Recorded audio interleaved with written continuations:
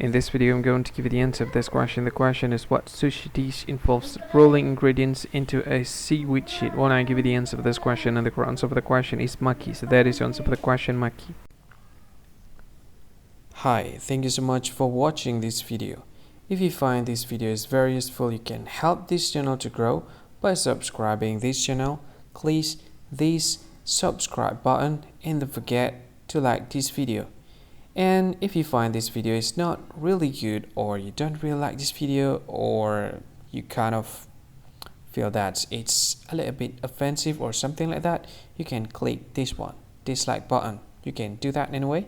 And if you want to share this video with your friend, you can share it by clicking this share button, and you can share it to any social media that you wish that is currently available at this time, like Facebook, Twitter, LinkedIn, and many others, right?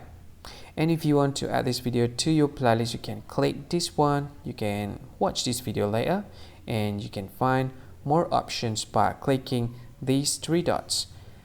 And yeah, don't forget to subscribe. I think that's all of it. Thank you so much for watching this video, and see you again in another video. Bye bye. See you again.